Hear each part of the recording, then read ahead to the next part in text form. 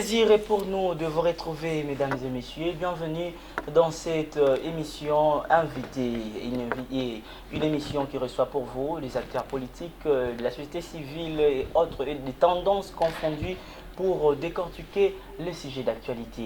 Nous recevons pour vous aujourd'hui afin de débattre sur le sujet qui préoccupe au plus haut point la population congolaise. Nous recevons pour vous Monsieur Junior Dikassa. Il est cadre de la Ligue de jeunes UDPS, parti au pouvoir, et il est président de l'association des aides-maçons de Fati, avec qui nous allons parler des élections de 2023, parce qu'il y a tant de questions qui se posent à propos de cette situation politique. Et la deuxième partie, nous allons parler de l'agression dans l'Est de la République démocratique du Congo. Donc, chose qui ne cesse de préoccuper les Congolais de manière générale, et en particulier la population de l'Est de la République. Junior Dikassa, bienvenue dans cette émission invitée. Merci beaucoup. Junior Dikassa, nous avons vu le président de la CENI, ce samedi, publier le calendrier électoral tant attendu par la population congolaise, tant attendu dans la sphère politique. On va voir l'opposition, la majorité, la société civile. Quelles sont vos impressions par rapport à cette publication du calendrier électoral? Oui, pouvoir, c'est un moment de joie parce que depuis longtemps, on attendait ce moment ici. Parce qu'il y avait déjà des opinions qui circulaient pendant un moment qu'on n'aura pas des élections dans un délai concret. Nous étions en fait dans la joie de voir le président de la CENI parler et publier en fait ce calendrier. Et puis nous appelons en fait les autres de s'organiser parce que déjà nous devons courir derrière le temps, de s'organiser. Et d'ici l'année prochaine, nous irons aux élections, de se préparer parce que c'est notre joie. C'est notre joie de notre part d'aller encore une fois depuis ces élections. Et nous savons bien que nous allons gagner ces élections. On remarque un léger retard de la part de la CENI avec cette feuille de route que la CENI avait mise en place depuis longtemps. Pensez-vous qu'avec ces temps restants, la CENI sera à mesure? Parce qu'il y a déjà controverse autour de cette publication du calendrier électoral. D'une part, c'est un cauchemar, d'autre part, c'est un soulagement. Pensez-vous, parce que nous avons suivi Jean-Pierre Bemba, nous avons son parti saluer cette publication, et de l'autre côté des Nouvel Élan, qui est un parti de l'opposition aussi, qui dit que c'est un calendrier, il qualifie ces calendriers, encore cette publication, du réalisable. C'est l'organe ou c'est l'institution compétente de nous dire si en 2023 il y aura des élections, il n'y aura pas d'élections, c'est la CENI. Alors, comme la CENI s'est sortie garant, il a publié le calendrier électoral, nous sommes habilités d'admettre ou d'accepter ce calendrier et puis de s'organiser de notre part. Alors, nous ne pouvons pas rester sans travailler et pour dire que non, il n'y aura pas des élections, en fait, le calendrier ne sera pas respecté. Bon, nous devons, tout parti doit s'organiser pour aller aux élections. Même si la CENI publie ses calendriers, mais nous voyons aussi les temps. Nous voyons les temps et nous voyons les préoccupations majeures de la République démocratique du Congo. Et nous voyons d'abord les problèmes de la sécurité, nous voyons les problèmes du social des Congolais. On doit tenir compte de tous ces paramètres pour parler de la réalisation concrète.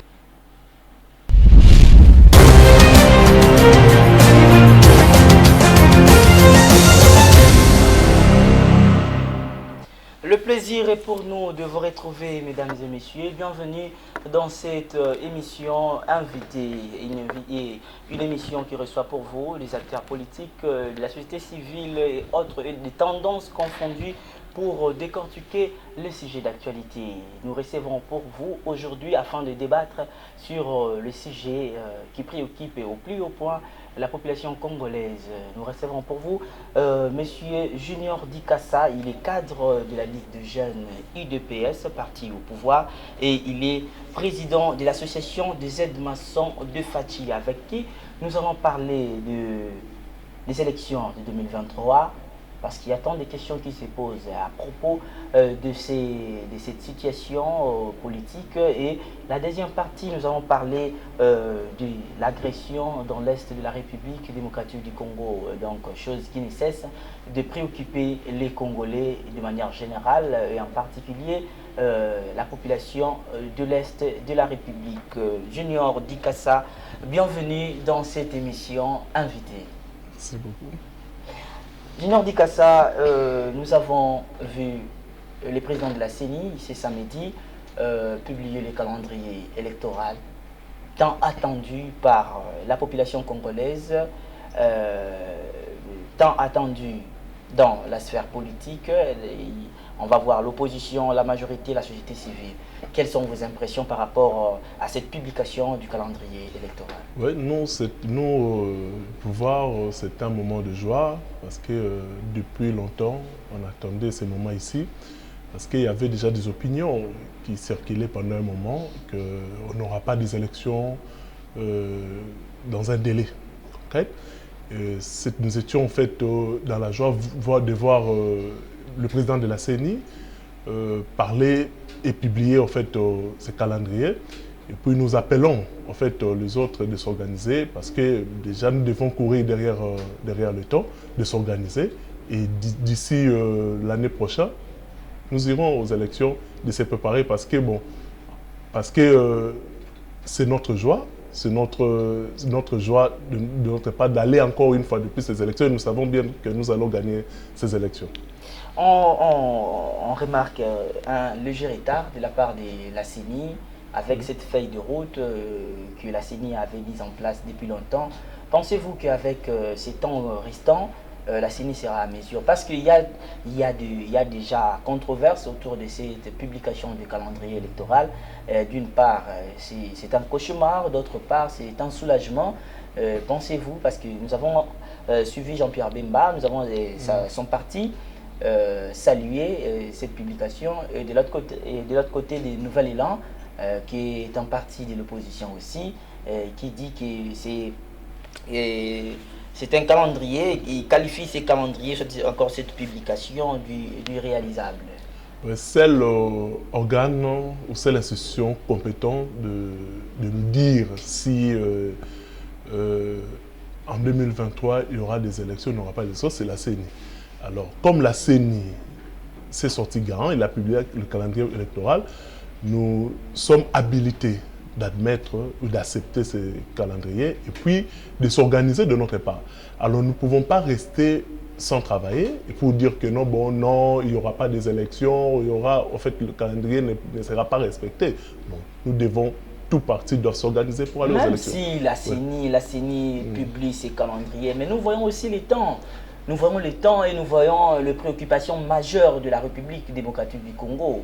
Et nous voyons d'abord les problèmes de la sécurité, nous voyons les problèmes du social des Congolais.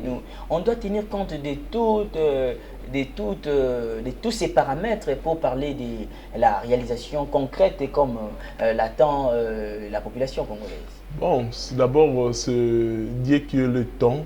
C'est qui est le maître du temps et des circonstances.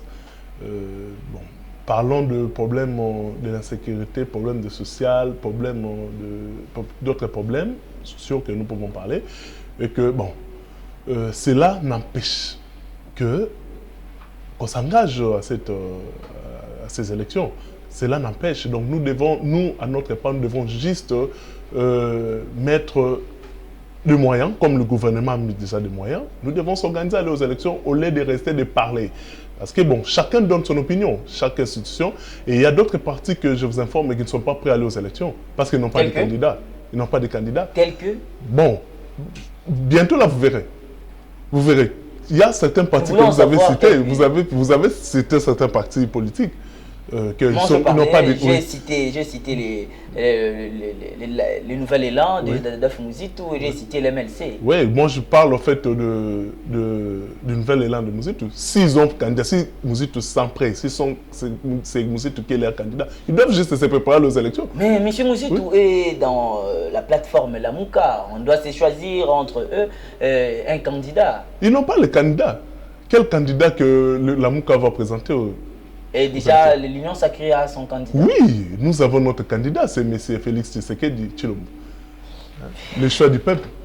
Vraiment, Junior Dikassa, il y a déjà des informations en notre possession qui disent que M. Joseph Olengankoyi mène déjà des démarches pour une rencontre entre le président de la République, Félix Antoine Tshisekedi Tshilombo, et le président de l'ECD, Martin Fayulu.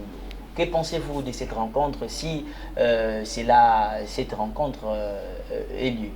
Oui, si cela est vrai, nous pouvons que soutenir parce que le sujet qui est à la base de cette rencontre, c'est la guerre de l'Est.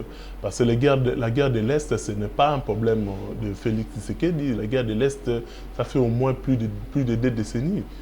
Alors, le problème du Congo, le président Félix a trouvé ces problèmes du Congo. Alors, le problème du Congo, c'est un problème en fait d'hommes congolais. Alors, si aujourd'hui il y a une rencontre entre ces deux acteurs politiques, nous pouvons que saluer.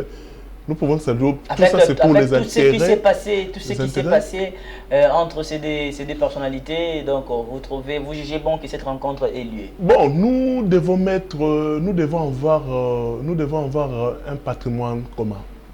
Au-delà de nos divergences, au-delà de nos divergences, au-delà de nos problèmes internes, nous avons un pays, un patrie à défendre.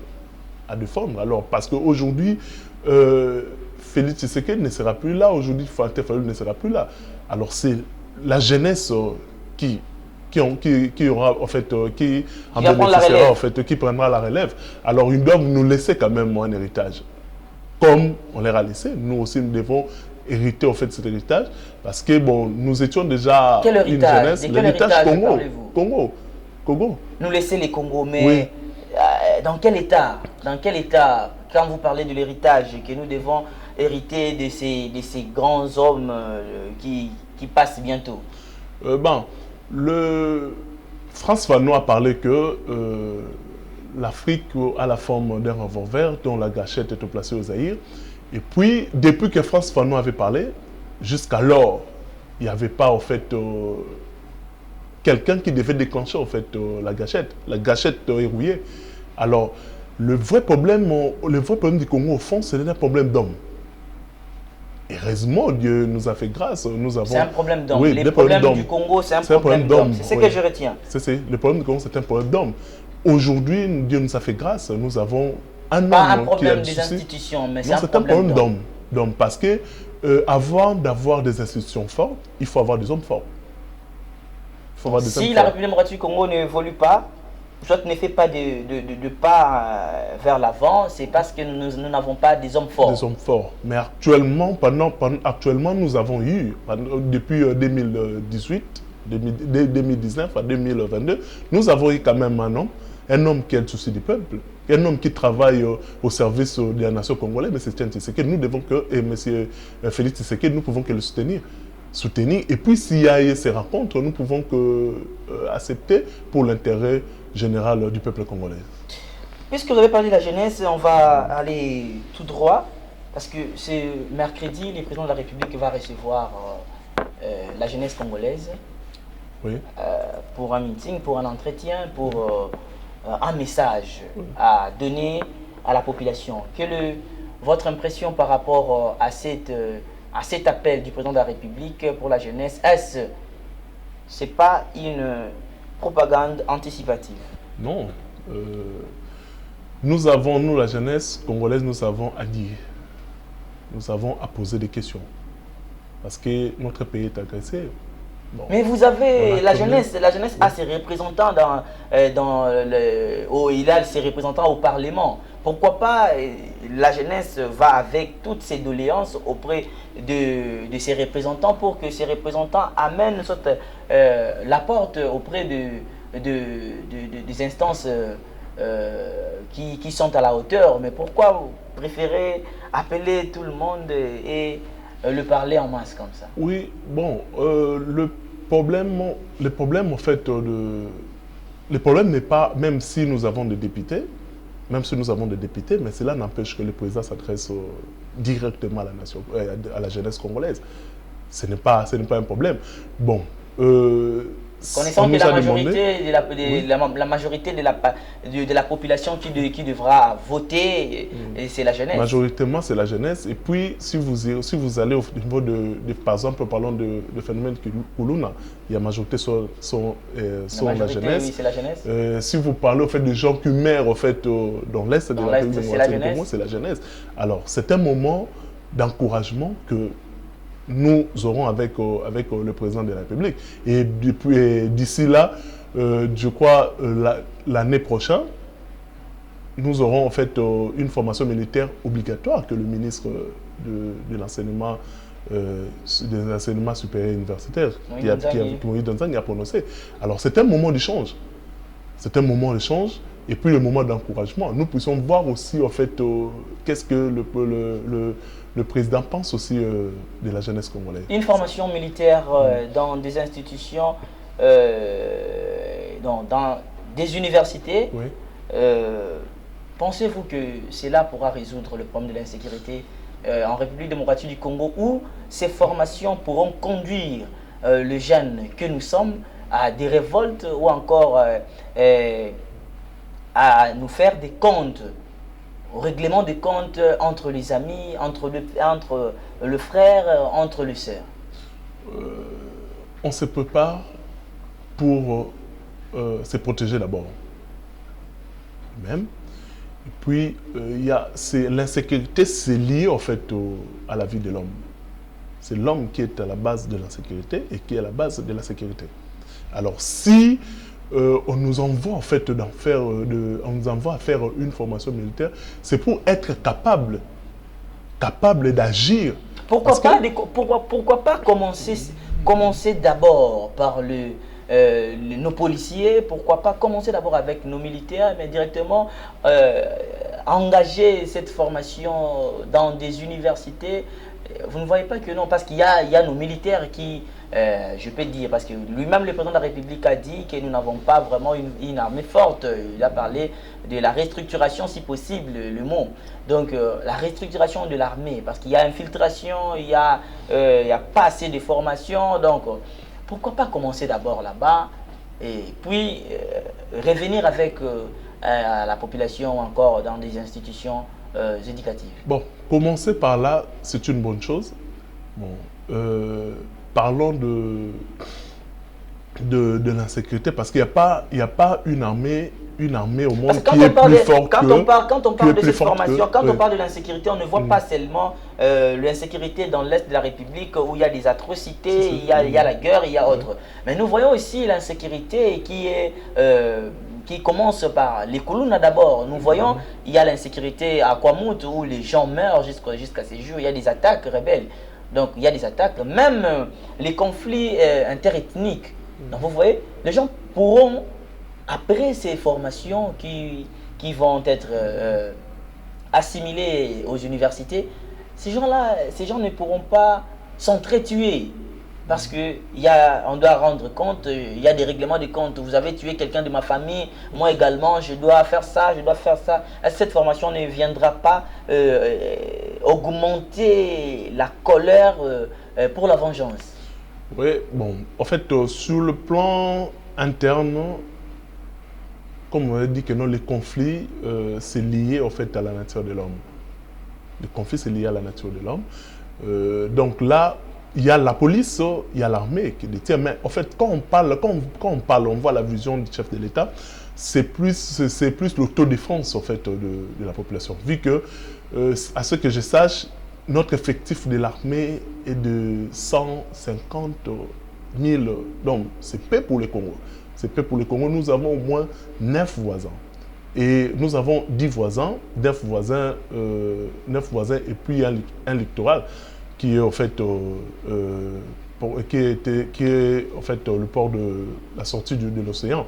Bon, cela nous demande d'avoir plus de nombre en fait, de l'effectif, nous plus avoir de nombre de militaires. Mais actuellement, nous sommes attaqués. Alors, quand on parle de l'attaquer, il y a plus la jeunesse qui est... il y a plus la jeunesse qui meurt en fait, dans ce genre de conflit. Nous sommes attaqués, la République du Congo dans sa partie est est attaquée. Un pays comme la République démocratique du Congo, 12e dans les classements de l'armée en Afrique, mais qui demande les secours d'un pays 13e, si je ne me trompe pas, le Kenya, et vient après la République démocratique du Congo du point de vue armé. Mais vous tendez la main à cette armée pour vous secourir. Je ne sais pas, quelle allusion faites-vous? Pour une réussite ou pour un échec? Aujourd'hui, les États ne s'écoquillent pas. Il y a un concept en relations internationales, on parle de la sécurité collective. Alors la sécurité collective, c'est pour, en fait, les États doivent mettre leurs moyens pour faire face à une menace qui est régionale. On parle du terrorisme. Les M23 sont considérés comme des terroristes. Alors, le terrorisme, aucun État peut faire face contre le terrorisme. Alors, tous les États en fait, de la région peuvent être leurs moyens, peuvent être leurs effectifs pour faire face, pour éradiquer en fait. Depuis 1997, quand le Laurent Désiré Kabila est entré avec les AFDEL, il y avait quelques pays africains qui l'avaient accompagné. Il y avait, parce que si vous allez vers l'aéroport international d'Njili, en face, il y a un quartier qu'on appelle Harare. C'était où étaient habités les Zimbabwéens. Il y a eu des Tanzaniens qui étaient là. Il y a eu donc, quelques pays qui avaient accompagné la République démocratique du Congo.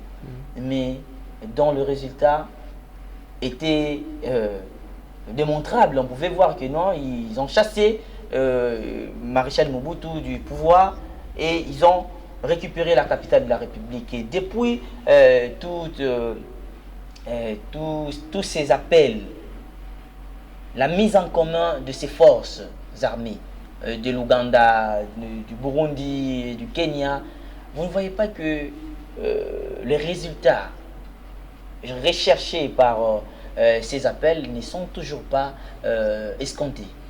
Bon, nous ne pouvons pas, en fait, on peut continuer à... Déjà, en fait, nous ne pouvons pas commencer déjà à dire qu'on n'aura pas, en fait, le résultat palpable aussi longtemps que cette force n'a pas encore commencé il y a des militaires kenyans. Oui, il y a des militaires kenyans qui arrivent. Attendons que, parce que cet accord... Il y a ceux de l'Ouganda qui sont ici. Oui, c'est ça qu'on me dit que non, bon, aujourd'hui, on parle des ADF, on parle du M23, on parle, il y a d'autres sources, d'autres mouvements, en fait, insurrectionnels au niveau de l'Est. Mais aujourd'hui, il y a, en fait, le domaine de libre-échange que les États changent. Alors, ça demande une sécurité. Ils doivent sécuriser, nous devons sécuriser nos biens. Libre circulation de biens et de services et de personnes. C'est ça qu'on parle, on parle de libre-échange. Alors c'est là que cela permettra à ce qu'on ait au moins une sécurité collective qui permettra à ce qu'on ait des échanges commerciaux. On en parle, Junior Dikassa, chers téléspectateurs de Téléplis, je vous rappelle que je reçu pour vous Junior Dikassa, qui est un cadre de la Ligue de jeunes UDPS, parti au pouvoir, avec qui on échange sur les questions d'actualité. La première question qu'on a abordée au cours de cette émission, nous avons parlé des élections en 2023, parce qu'il y a des questions qui se posent. Est-ce qu'il y aura bel et bien élection en 2023? C'était là la première thématique que nous avons débattue avec lui. Puis nous allons aborder maintenant le deuxième sujet qui est l'agression dans l'Est de la République démocratique du Congo. J'espère que nous avons survolé dans la première partie cette thématique, mais nous allons maintenant parler en profondeur cette thématique. Junior Dikassa, à qui profitent réellement ces agressions dans l'Est de la République, selon vous? Les agressions de la République, il y a en fait... à qui profitent? Il y a le complot mixte, la théorie du complot mixte. Il y a des acteurs de l'extérieur et il y a d'autres acteurs sur le Qui plan sont interne. ces acteurs-là? La question. Non, il y a en fait des pays limitrophes en fait, du Congo. Parlons du Rwanda, parlons de l'Ouganda. Puis, premièrement, ce sont ces deux-là.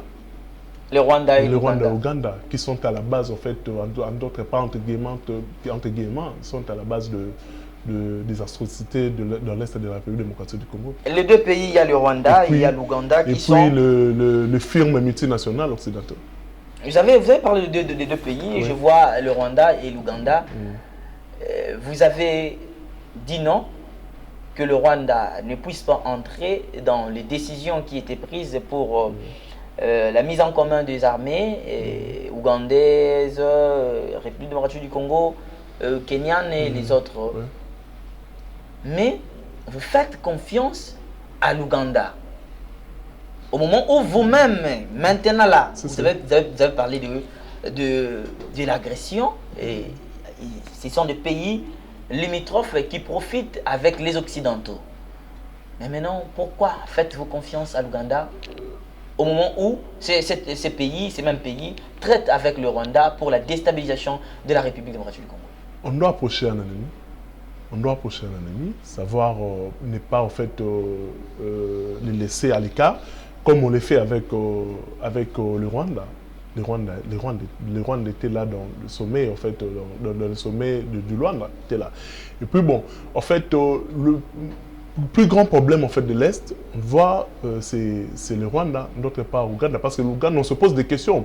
Pourquoi? Parce que Bunagana est près en fait de l'Ouganda, qui est du Rwanda.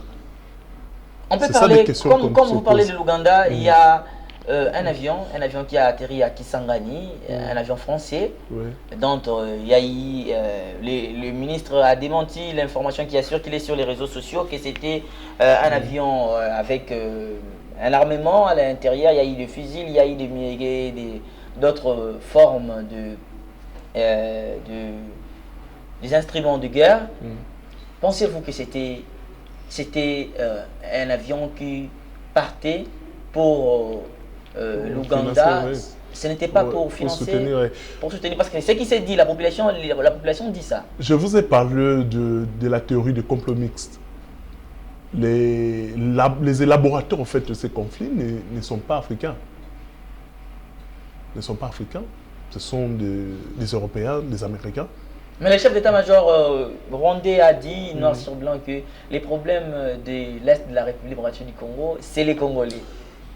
Bon, parlons en fait, parlons de Congolais. Et nous avons suivi avec vous, Christophe Mbosso, le président de l'Assemblée nationale, a étalé noir sur blanc au cours d'une plénière. Il a demandé aux députés des provinces agressées de quitter les groupes armés. Exactement, je vous ai dit que non, le théorie des complots mixtes, il y a les élaborateurs, il y a les exécutants. Parmi les exécutants, il y a aussi des Congolais qui sont là. Mais les commanditaires ne viennent pas en fait de l'Afrique, ils viennent de l'extérieur. C'est eux qui amènent des munitions. On nous parle, ces commanditaires, c'était qui sanctionnent la République démocratique du Congo. Évidemment, c'est ça qu'eux-mêmes qui nous ont sanctionnés au niveau du Conseil de sécurité, parlons de d'achat d'armes au niveau du Conseil de sécurité. Ce sont eux. Nous sommes bloqués. Mais vous continuez à travailler avec la MONUSCO, traîne encore sur les sols congolais. Et il y a l'Union européenne. Nous avons vu à Béni, il y a eu la population qui a brûlé même les drapeaux européens pour manifester leur mécontentement face à ces organismes. Évidemment. Le Premier ministre avait effectué une descente dans l'Est du pays. Il a tout dit. Il a dit que non, bon, nous ne voyons plus l'importance en fait Vous ne voyez pas l'importance. La MONUSCO dans l'Est. Mais la MONUSCO traîne encore en République démocratique. Bon, ils vont partir. D'ailleurs, je suivais le gouvernement. Je suivais le gouvernement. Ils ont dit que non, ils vont encore en fait réactualiser en fait le départ de la MONUSCO. Jusqu'à quand? Parce que la population s'est plainte. D'ici 2024. D'ici 2024. Oui, ils vont partir. Après les élections que va nous proposer la CENI. Oui, après 2024 que la MONUSCO va partir. Alors, nous c'est notre responsabilité. Alors, nous appelons tous les Congolais qui font partie en fait, de cette conglomération de terroristes M23, de rentrer, en fait, de protéger, de rentrer au sein de leur intérêt, ce qui est de notre patrie, qui est la République démocratique du Congo, de dénoncer et puis de rentrer pour que notre pays soit développé. Les grandes décisions sont prises lors du mini-sommet de Luanda, conduit par João Lourenço, le président angolais. Il y a eu des décisions. Oui. Les retraits des troupes armées opérant dans la République démocratique du Congo. C'était un. Oui. Il y a eu le cessez-le-feu, les 3, et il y a eu création d'une zone tampon. Le M23, jusqu'à ce jour, demeure sur les sols congolais, avec quelques territoires occupés. Oui. Et le M23 prend acte de la décision prise lors de ces mini-sommets. Mais le M23 ne quitte pas les sols congolais. Ce n'est pas une manière pour le M23 de boycotter toutes les décisions prises par l'Union africaine. Bon, ça, il y a... pourquoi il y a une négociation? C'est pour trouver en fait un compromis. Et puis, nous revenons à la position du gouvernement congolais de ne pas le chef d'État va encore revenir la semaine prochaine. Oui, de ne pas négocier avec les terroristes. Et puis, il y a une meilleure façon d'agir tout le temps accordé dans ces mini-sommets, dans toutes les décisions, tous ces temps, je pense bien, c'est épuisé. Oui, le retrait, le cessez-le-feu. Nous ne pouvons pas attendre. Nous, la République démocratique du Congo, nous, on n'attend pas que ces accords soient effectifs, soient palpables. Non, actuellement, notre armée est au fond. Notre armée est en train de agir, comme le dit Raymond Aron avec son livre La paix et guerre, dont la conduite diplomatico-stratégique. En même temps, nous sommes au niveau de la diplomatie, en même temps, nous sommes au fond. Le porte-parole du M23 a dit ceci. Lorsqu'il y a eu décision de ces mini-sommets, il a dit ceci. Si la République démocratique du Congo et ses forces n'attaquent pas le M23, le M23 non plus va attaquer. Mais alors que ces derniers occupent quelques zones de la République démocratique du Congo, vous ne voyez pas que non, ces zones tampons est déjà installées, est déjà créées. Nous devons faire confiance à notre armée. Nous devons laisser parler de l'accord de Nairobi, parlons de l'accord de Luanda. Nous devons faire confiance parce que c'est notre pays qui est menacé. D'ailleurs, dans ce sommet-là, il y a eu le représentant légal du M23, qui était le Rwanda. Alors, quand on parlait avec les M23. Ceci, et cet accord-là, il y a les représentants qui a signé, qui est le représentant qui a voulu être présent lors de ces mini-sommets, parce que son porte-parole a bien dit, a bien signalé que le M23 n'a pas pris part. Non, mais il y a eu les représentants. Il y a eu en fait le ministre des Affaires étrangères rwandais. Le ministre des Affaires... C'est leur porte-parole. C'était qui finance les M23. Alors, pour moi, nous pouvons parler, parlant du Rwanda, en même temps parlant du M23. Jusqu'à ce jour, le Rwanda n'accepte pas qu'il est derrière. Mais il y a eu des preuves. Oui, il y a eu des preuves palpables, vérifiables. Le Rwanda nie jusqu'à ce jour sa présence ou encore son secours au M23. Déjà, en fait, il y a eu une rencontre qui avait eu lieu entre le président rwandais et le facilitateur Uhuru Kenyatta, Kenyatta, en fait, à Kigali. Vous savez, je ne sais pas si vous avez cette information. Le président rwandais a dit qu'il va en fait essayer de parler en fait, avec les M23. Bon, parlons dans tous ces acteurs-là. Parlons de l'Ouganda, parlons du Rwanda, parlons du Kenya, parlons du Burundi. Qui est en fait chef d'État qui a dit que non, bon, nous allons parler avec les M23? Qui est le chef de l'État ou le facilitateur qui est allé voir les M23? C'est pas parce que vous lui avez accusé devant la communauté internationale que c'est le Rwanda c'est un acte d'acceptation.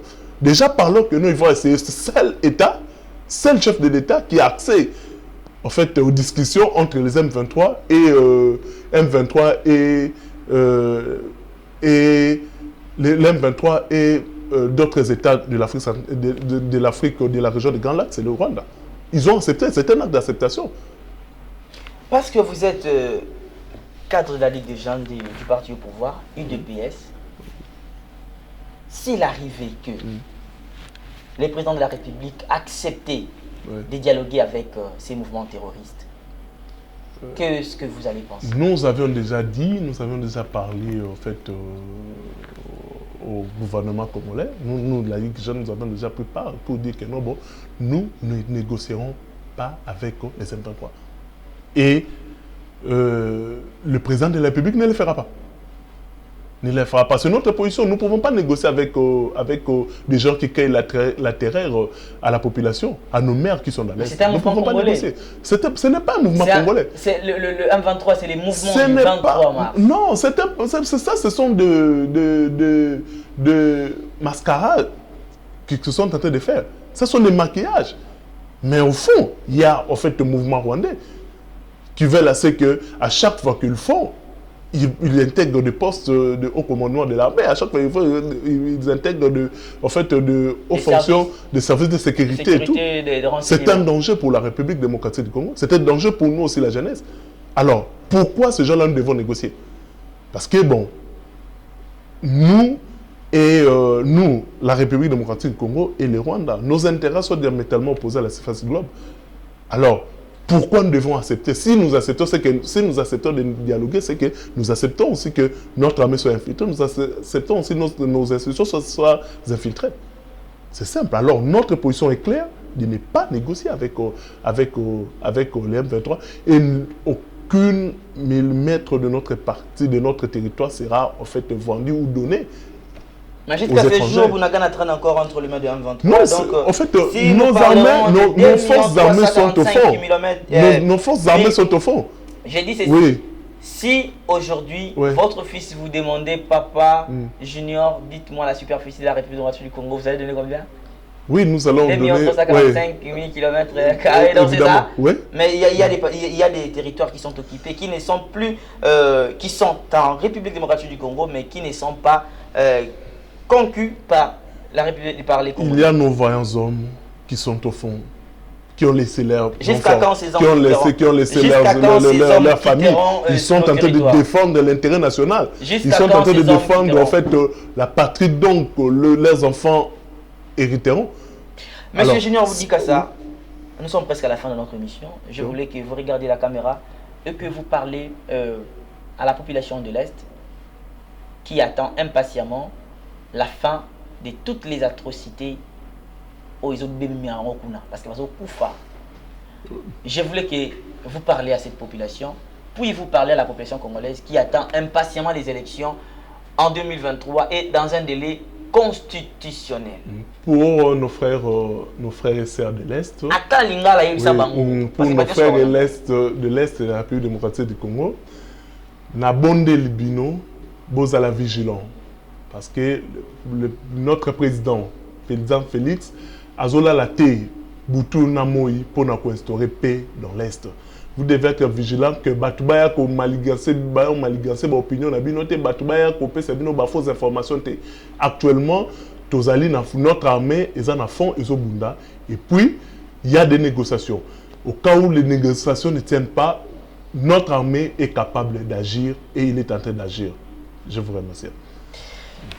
C'est pour nous un réel plaisir de vous savoir nombreux devant vos postes de téléviseurs pour suivre cette émission qui retrace les grandes lignes de l'actualité. Je vous rappelle que j'ai reçu sur ce plateau Junior Dikassa, c'est un cadre de la Ligue de jeunes et président de l'association des aides-maçons de Félix Antoine Tshisekedi Tshilombo. C'est avec lui qu'on a échangé et c'était vraiment un échange houlé dans cette émission.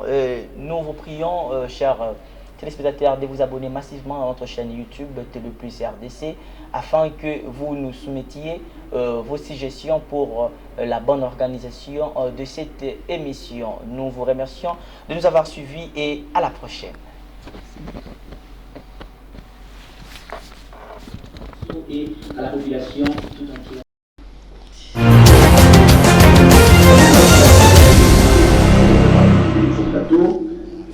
Comme l'attend la population congolaise. Bon, d'abord, Dieu qui est le temps, c'est qui est le maître du temps et des circonstances. Bon, parlons de problèmes de l'insécurité, problèmes de social, problèmes d'autres problèmes sociaux que nous pouvons parler.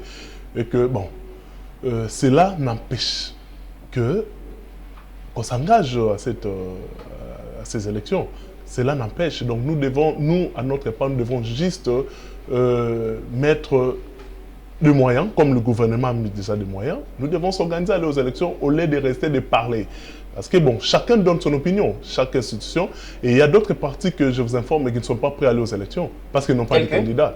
Ils n'ont pas de candidats. Tels que? Bon, bientôt là, vous verrez. Vous verrez. Il y a certains partis que vous avez cités. Vous avez cité certains partis politiques. J'ai cité les Nouvel Élan de Daf Mouzitou et j'ai cité l'MLC. Oui, moi je parle en fait du Nouvel Élan de Mouzitou. S'ils ont candidat, si Mouzitou s'en prêt, si c'est Mouzitou qui est leur candidat, ils doivent juste se préparer aux élections. Mais M. Mouzitou est dans la plateforme Lamouka. On doit se choisir entre eux un candidat. Ils n'ont pas le candidat. Quel candidat que Lamouka va présenter Et déjà, l'Union sacrée a son candidat. Oui, nous avons notre candidat, c'est M. Félix Tshisekedi Tshilombo. Le choix du peuple.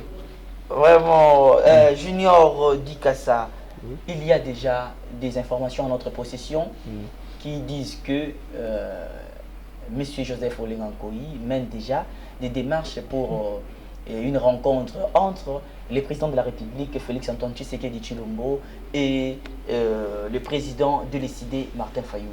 Que pensez-vous de cette rencontre si cette rencontre est lieu?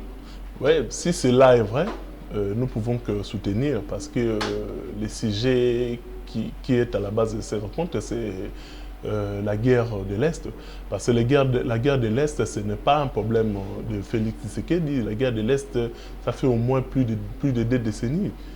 Alors, le problème du Congo, le président Félix a trouvé ces problèmes du Congo. Alors, le problème du Congo, c'est un problème en fait d'hommes congolais. Alors, si aujourd'hui il y a une rencontre entre ces deux acteurs politiques, nous pouvons que saluer. Nous pouvons saluer. Tout ça, c'est pour les intérêts. Tout ce qui s'est passé entre ces deux personnalités, donc vous jugez bon que cette rencontre ait lieu? Bon, nous devons avoir un patrimoine commun.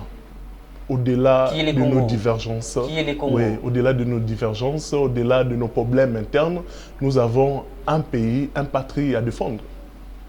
Alors, parce qu'aujourd'hui, Félix Tshisekedi ne sera plus là, aujourd'hui, Martin Fayulu ne sera plus là. Alors, c'est la jeunesse qui prendra la relève. Alors, ils doivent nous laisser quand même un héritage.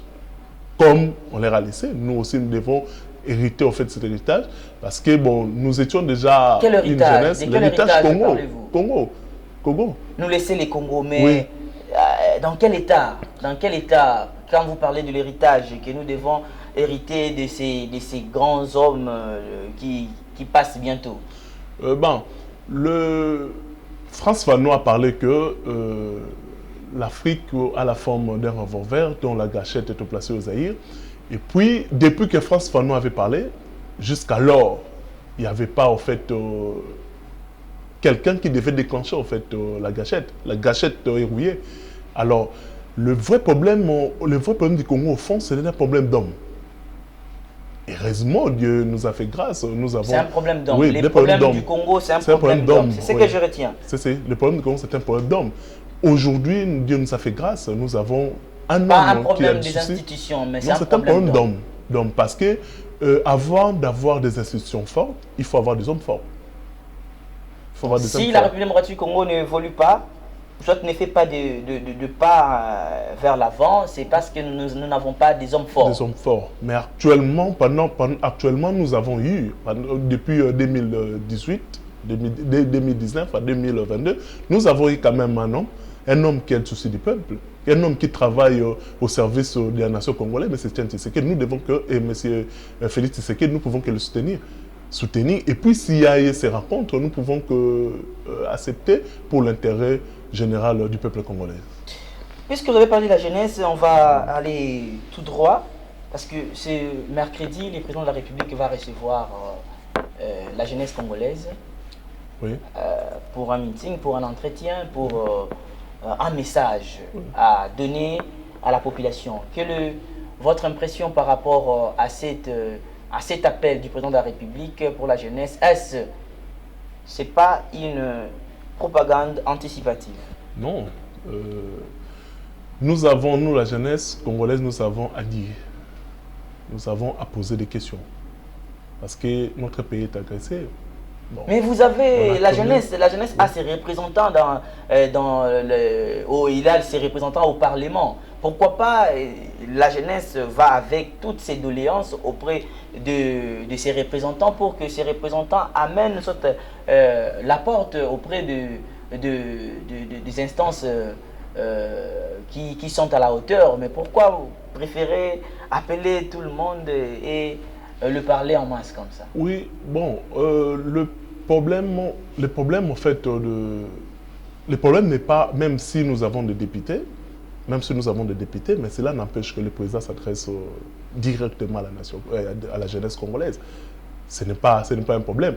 Bon, connaissant que la majorité de la population qui devra voter, c'est la jeunesse. Majoritairement, c'est la jeunesse. Et puis, si vous allez au niveau par exemple, parlons de phénomène Kuluna, la majorité sont la jeunesse. Oui, c'est la jeunesse. Si vous parlez au fait des gens qui meurent au fait, dans l'Est de la République démocratique du Congo, c'est la jeunesse.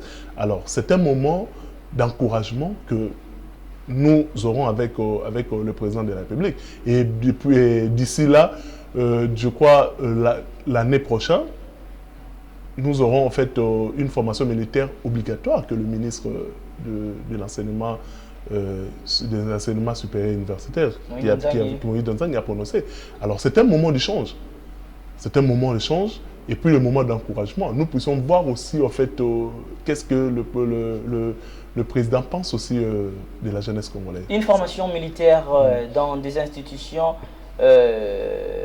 dans des universités, pensez-vous que cela pourra résoudre le problème de l'insécurité en République démocratique du Congo, où ces formations pourront conduire les jeunes que nous sommes à des révoltes ou encore à nous faire des comptes, au règlement des comptes entre les amis, entre le frère, entre les sœurs? On se prépare pour se protéger d'abord. Même. Et puis, l'insécurité, c'est lié en fait à la vie de l'homme. C'est l'homme qui est à la base de l'insécurité et qui est à la base de la sécurité. Alors, si on nous envoie en fait on nous envoie à faire une formation militaire, c'est pour être capable d'agir. Pourquoi pas commencer d'abord par nos policiers? Pourquoi pas commencer d'abord avec nos militaires, mais directement engager cette formation dans des universités?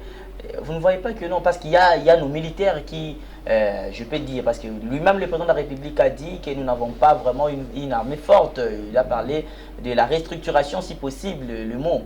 Donc la restructuration de l'armée, parce qu'il y a infiltration, il y a pas assez de formation. Donc pourquoi pas commencer d'abord là-bas et puis revenir avec à la population ou encore dans des institutions éducatives? Bon, commencer par là, c'est une bonne chose. Bon, parlons de l'insécurité, parce qu'il n'y a pas une armée au monde qui est plus forte que... Quand on parle de cette formation, quand on parle de l'insécurité, on ne voit pas seulement l'insécurité dans l'Est de la République où il y a des atrocités, il y a la guerre, il y a autre. Mais nous voyons aussi l'insécurité qui commence par les Kuluna d'abord. Nous voyons, il y a l'insécurité à Kwamut où les gens meurent jusqu'à ces jours, il y a des attaques rebelles. Donc il y a des attaques, même les conflits interethniques. Donc vous voyez, les gens pourront, après ces formations qui vont être assimilées aux universités, ces gens ne pourront pas s'entretuer. Parce qu'on doit rendre compte, il y a des règlements de compte. Vous avez tué quelqu'un de ma famille, moi également, je dois faire ça, je dois faire ça. Cette formation ne viendra pas augmenter la colère pour la vengeance. Oui, bon, en fait, sur le plan interne, comme on a dit que non, les conflits, c'est lié en fait à la nature de l'homme. Les conflits, c'est lié à la nature de l'homme. Donc là, il y a la police, il y a l'armée qui détient. Mais en fait, quand on voit la vision du chef de l'État, c'est plus l'autodéfense en fait de la population. Vu que, à ce que je sache, notre effectif de l'armée est de 150 000. Donc, c'est peu pour le Congo. C'est peu pour le Congo. Nous avons au moins 9 voisins. Et nous avons 10 voisins, 9 voisins et puis un littoral qui est en fait, qui est, en fait le port de la sortie de l'océan. Bon, cela nous demande d'avoir plus de nombre en fait, l'effectif, nous pouvons avoir le nombre de militaires.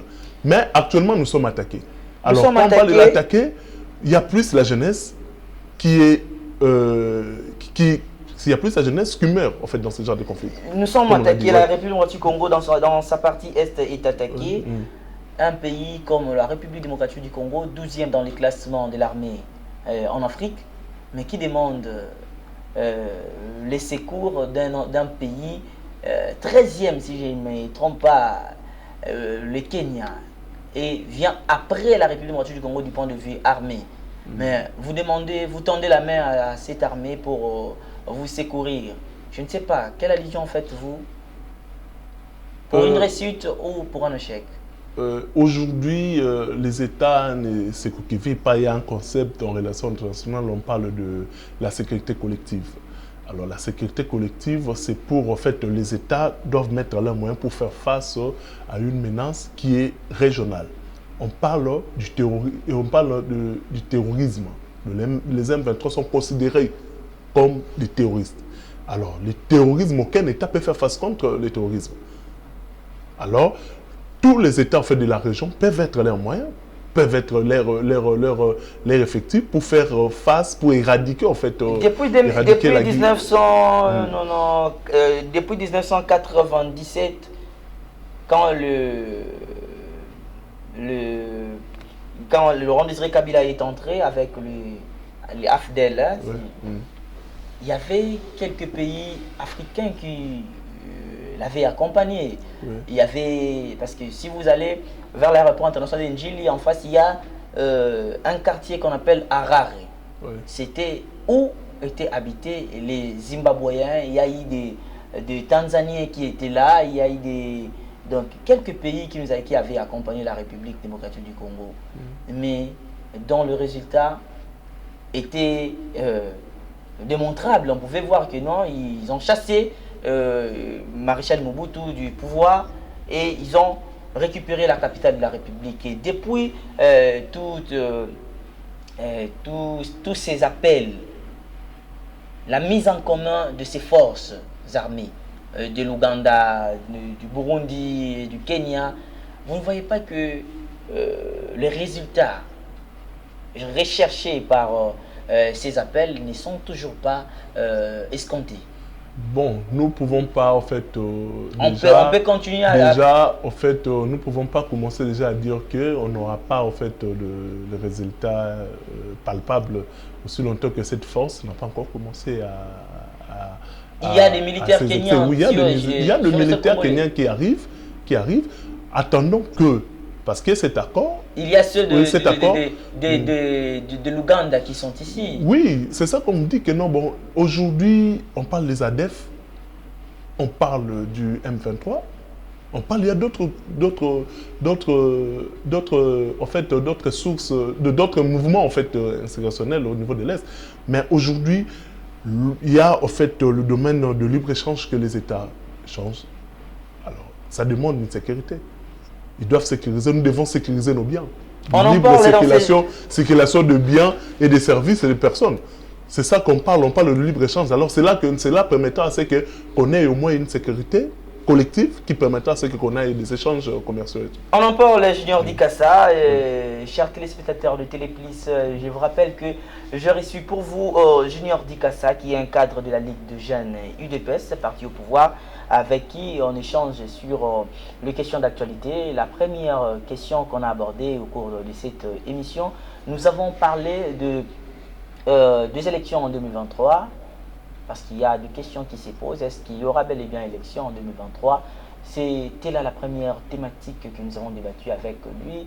Puis nous allons aborder maintenant le deuxième sujet qui est l'agression dans l'Est de la République démocratique du Congo. J'espère que nous avons survolé dans la première partie cette thématique, mais nous allons maintenant parler en profondeur cette thématique. Junior Dikassa, à qui profitent réellement ces agressions dans l'Est de la République, selon vous? Les agressions de la République, il y a en fait...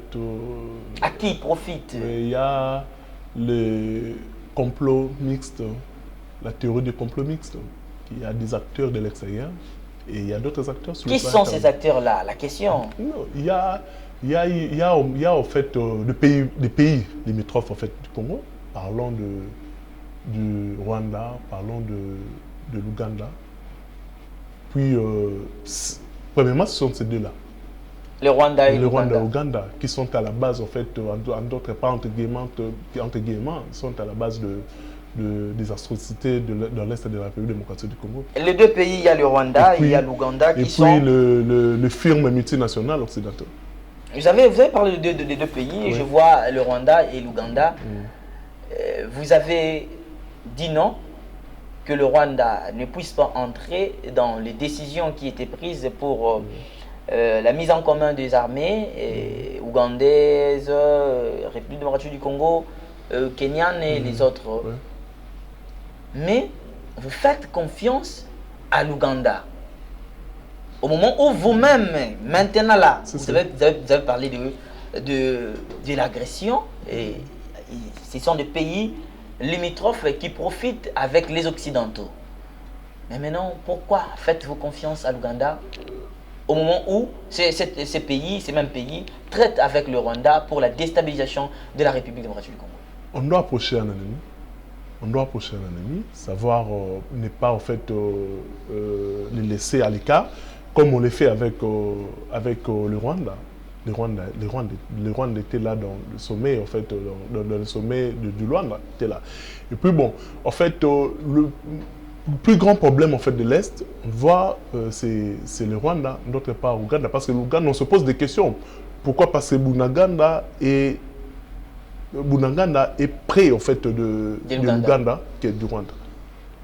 On peut parler, comme vous parlez de l'Ouganda, il y a un avion qui a atterri à Kisangani, un avion français, dont il y a eu, le ministre a démenti l'information qui a circulé sur les réseaux sociaux que c'était un avion avec un armement à l'intérieur. Il y a eu des fusils, il y a eu d'autres formes des instruments de guerre. Pensez-vous que c'était un avion qui partait pour l'Ouganda? Ce n'était pas pour financer, pour soutenir, parce que ce qui s'est dit, la population dit ça. Je vous ai parlé de la théorie du complot mixte. Les élaborateurs en fait, de ces conflits ne sont pas africains. Ne sont pas africains. Ce sont des Européens, des Américains. Mais le chef d'état-major rwandais a dit, noir sur blanc, que les problèmes de l'Est de la République démocratique du Congo, c'est les Congolais.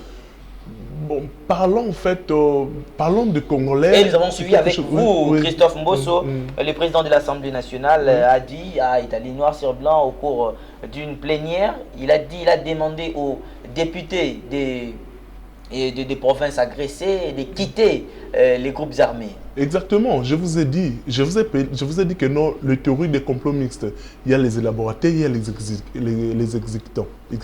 Parmi les exécutants, il y a aussi des Congolais qui sont là. Mais les commanditaires ne viennent pas au fait de l'Afrique, ils viennent de l'extérieur. C'est eux qui amènent des munitions. On nous parle, ces commanditaires, c'est eux qui sanctionnent la République démocratique du Congo. Évidemment, c'est ça eux-mêmes qui nous ont sanctionnés au niveau du Conseil de sécurité parlons de l'embargo d'achat d'armes au niveau du Conseil de sécurité. Ouais. Ce sont eux. Nous sommes bloqués. Mais vous continuez à travailler avec la MONUSCO traîne encore sur les sols congolais et il y a l'Union européenne. Nous avons vu à Béni, il y a eu la population qui a brûlé même les drapeaux européens pour manifester leur mécontentement face à ces organismes. Évidemment. Le Premier ministre avait effectué une descente dans l'Est du pays. Il a tout dit. Il a dit que non, bon, nous ne voyons plus l'importance en fait.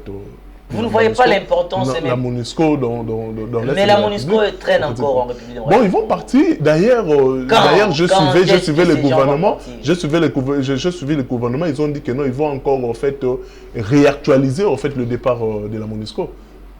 Jusqu'à quand? Oui. Parce que la population s'est plainte. D'ici 2024. D'ici 2024. Oui, ils vont partir. Après les élections que va nous proposer la CENI. Oui, après 2024 que la MONUSCO va partir.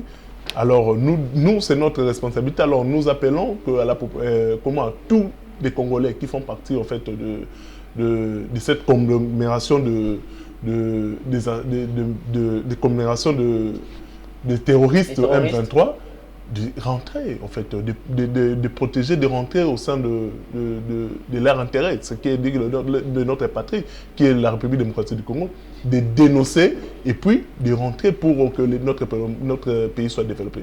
Les grandes décisions sont prises lors du mini-sommet de Luanda, conduit par João Lourenço, le président angolais. Il y a eu des décisions. Oui.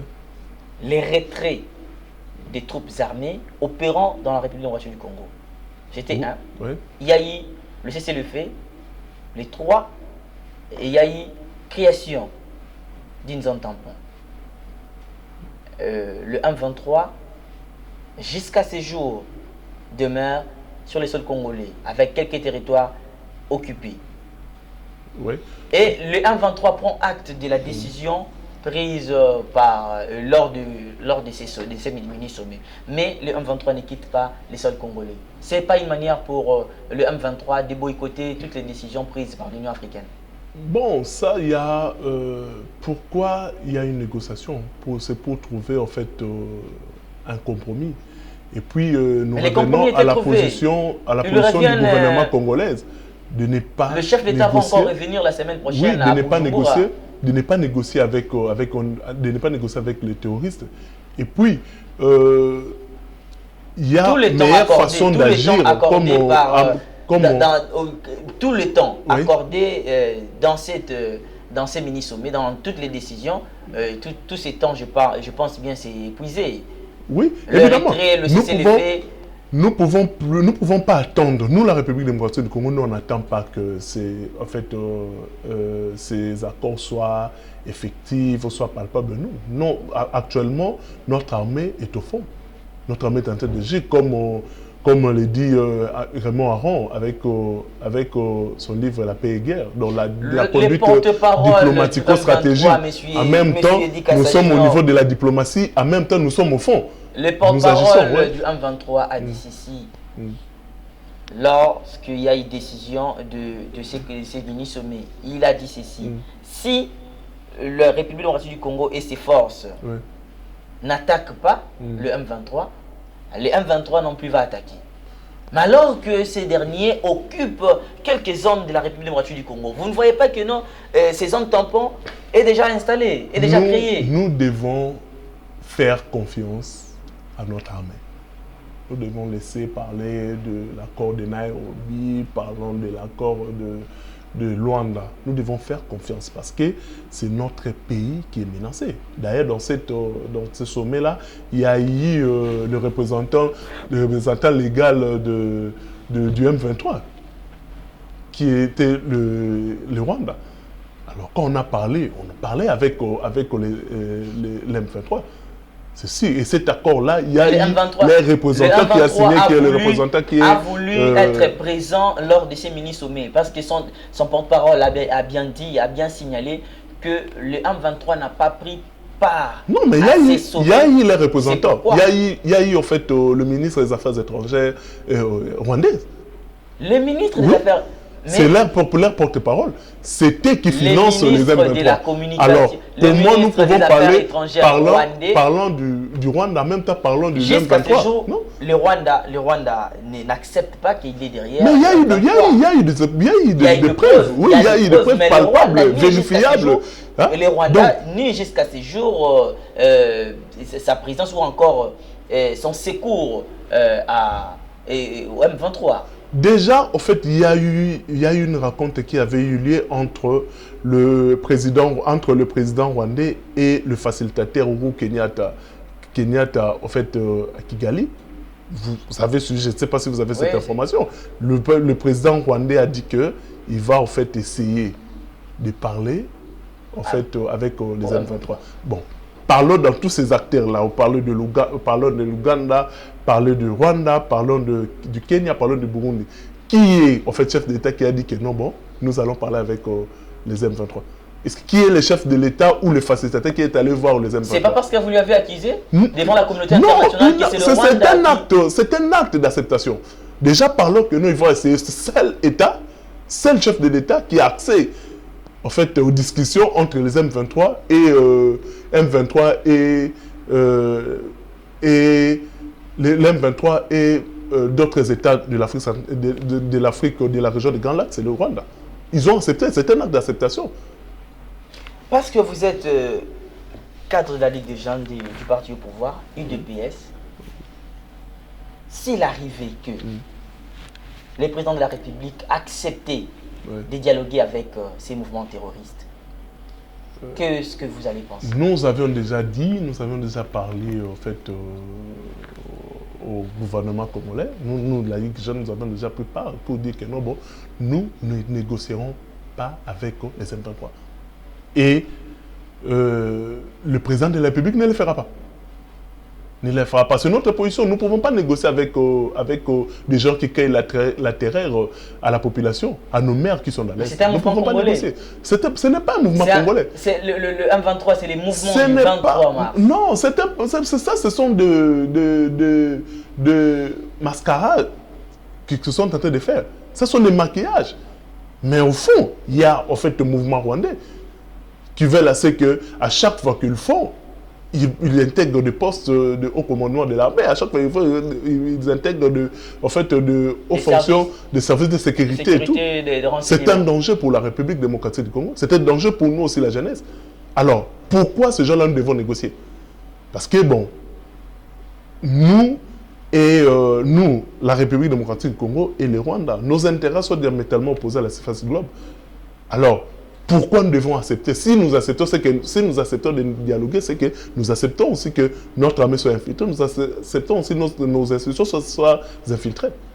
C'est simple. Alors, notre position est claire de ne pas négocier avec les M23 et aucun millimètre de notre partie, de notre territoire sera en fait vendu ou donné.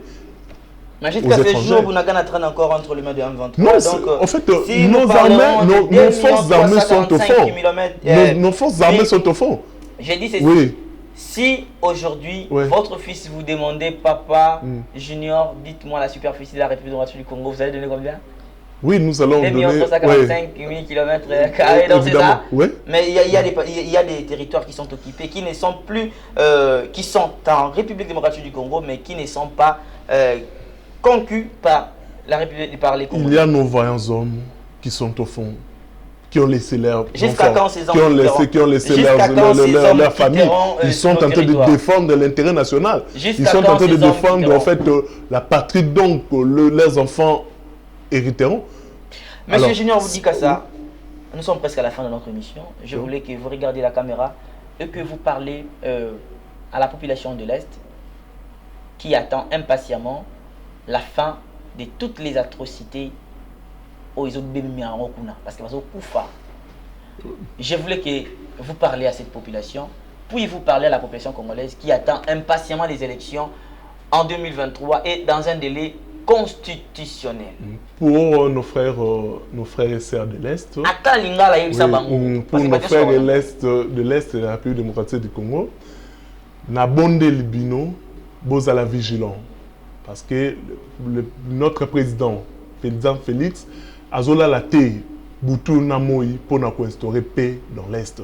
Vous devez être vigilant que Batubaya ko maligancé opinion na binote Batubaya ko pesa bino ba fausses informations. Actuellement, tozali na notre armée ils en fond ils bunda et puis il y a des négociations. Au cas où les négociations ne tiennent pas, notre armée est capable d'agir et il est en train d'agir. Je vous remercie. C'est pour nous un réel plaisir de vous savoir nombreux devant vos postes de téléviseurs pour suivre cette émission qui retrace les grandes lignes de l'actualité. Je vous rappelle que j'ai reçu sur ce plateau Junior Dikassa, c'est un cadre de la Ligue de jeunes et président de l'association des aides-maçons de Félix Antoine Tshisekedi Tshilombo. C'est avec lui qu'on a échangé et c'était vraiment un échange houlé dans cette émission.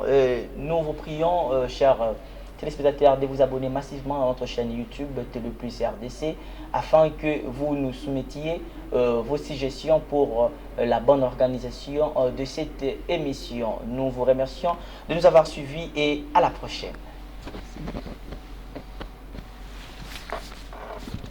Et à la population tout entière.